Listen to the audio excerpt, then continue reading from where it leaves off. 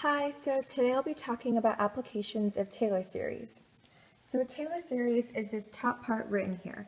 F of x is equal to the summation of n equals 0 to infinity of the nth derivative of f of a over n factorial times x minus a to the n. And the Taylor polynomial expansion is this second line. And this is just the written out terms. And we can go all the way to infinity, and it would be the same thing as our power series representation. And we can use the Taylor polynomial expansion to approximate the function. And the difference between f of x and t sub n of x is your remainder, or your error. And this is what a lot of problems will be asking you to find. Now, as we write out more terms of the Taylor polynomial, this approximates f of x better. I'll show you an example here. Let's say our function is e to the x. I have the t sub 1 of x, t sub 2 of x, and t sub 3 of x ready to be graphed as well. So I'll graph this, and it's graphing e to the x, t sub 1 of x, t sub 2 of x, and t sub 3 of x. Now, as you can see, as we get higher, this approximates our function better.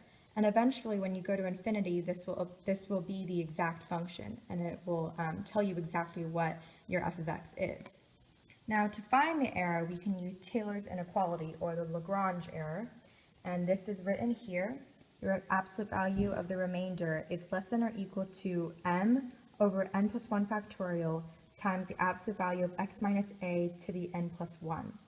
And this m is the maximum value of your n plus 1th derivative of f of x, the absolute value of that, on a given interval. And they will give that to you if they want you to find the error. Let's look at an example of this. So let's say the problem is asking you to approximate f by a Taylor polynomial of degree n at the number a. And the second part asks you to use Taylor's inequality to estimate the accuracy of f of x is about t sub n of x over the given interval. So our function is natural log of 3 plus 4 of x, n equals 2, a equals 1, and the interval 1/2 to 2. So you need the nth derivative of f of a to write out the Taylor polynomial to degree 2. So what I like to do is create these tables with one column being n, one column being the nth derivative of f of x, and then the last column being the nth derivative of f of a. And in this case, a equals 1, so it would be the nth derivative of f of 1. So it's asking you to go to n equals 2, but we know that in the later part, we need the n plus 1th derivative to use Taylor's inequality. So I'm going to go to n equals 3. And I have written out the first, second, third derivatives of my f of x. And then I plug in 1 to those first 3. You don't necessarily need to do that last one. So I didn't plug in 1, but you could if you wanted to. So now I have my nth derivatives of f of a, and I write them out using the formula of the Taylor series, and that would be natural log of 7 plus 4 over 7 times x minus 1 to the 1 power over 1 factorial minus 16 over 49 times x minus 1 squared over 2 factorial. And you can simplify that down, take away the factorials or whatnot, but I just left it like that. And this is your t sub 2 of x. So this is your Taylor polynomial expansion with degree 2. Now for the second part, when they ask you to use Taylor's inequality to estimate the accuracy of f of x, you want to see which part on your interval is going to give you the maximum error. So you're going to plug in 1/2 and 2 into the third derivative of f of x, and whichever one is bigger is going to tell you which part on the interval gives you the maximum error. So I set up this inequality, and I see that when you plug in 1/2 to the third derivative, you get that it's bigger. So I'm going to use 1/2 in this first part of Taylor's inequality. So I do the third derivative of f of 0.5 over 3 factorial. And then the next part is your x minus a to the n plus 1th derivative part. And for this part, it could be the same thing as your previous thing where you decided that 1/2 gives you the maximum error, or it could be whatever one gives you the maximum error from 1. So whichever part on the interval is furthest away from your A value, which is 1 in our case, would give you the greatest error. So we decide that 2 is further away from 1 than 1/2 is. So we would plug in 2 as our x value for this part, and it'd be 2 minus 1 in absolute value bars cubed. And if this were a non-calculator question, then you could simplify this to 128 over 5 cubed, or 128 over 125. And if they wanted this in decimals, then you could have it as 1.024. Forgetting to check which endpoint is further away from your A value is usually the most common mistake that people make on these type of problems, because which one is further away from the A value is not always the same as what makes the n plus 1 derivative bigger. So definitely watch out for this when you're doing these type of problems. So this next example problem is number 6 from the 2011 Calculus BC FRQ. And part A, they want the first 4 non-zero terms of sine of x. So hopefully you've committed this one to memory. It's a good one, as well as cosine of x.